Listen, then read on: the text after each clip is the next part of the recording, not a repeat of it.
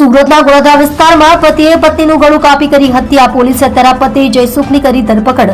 સુરતમાં દરરોજ હત્યાની ઘટના સામે આવી રહી છે, જેમાં પારિવારિક ઝઘડામાં હત્યા થતી હોવાની વધુ ઘટના થોડા દિવસોથી સામે આવી રહી છે. સુરતના ગોળાદરા વિસ્તારમાં આવેલા દેવદ ગામ સન્ડે લગુન હાઇટ્સમાં રહેતા પતિ જયસુખ અને પત્ની નમ્રતાબેનનો ઝઘડો થયો હતો.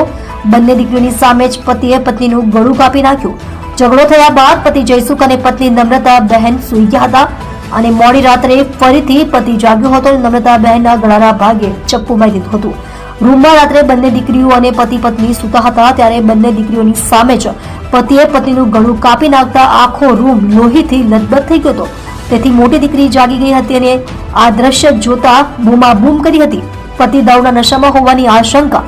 બાળકે તેમના દાદાને ઉઠાડ્યા હતા અને સમગ્ર વાત કહી માતાને હોસ્પિટલ લઈ ગયા હતા, જ્યાં ફરજ પરના તબીબે નમ્રતાબહેનને મૃત જાહેર કર્યા હતા. સમગ્ર ઘટનાની વાત કરીએ તો જયસુખભાઈને છેલ્લા થોડા દિવસોથી દારૂની લત લાગી ગઈ હતી અને કામે પણ જતા હતા. પતિ પત્ની વચ્ચે ઝઘડાઓ થતા રહેતા હતા.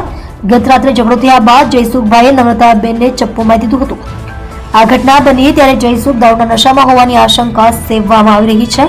ઘટનાને પગલે પોલીસને જાણ કરાતા પોલીસે હત્યારા પતિ જયસુખની ધરપકડ કરી કાયદેસરની કાર્યવાહી હાથ ધરી છે. જોડાઈ રહો નવા સમાચાર જોવા આજ કી પુકાર ન્યૂઝ ચેનલની સાથે ડાયરેક્ટર ચિરાગ દરજી સાથે.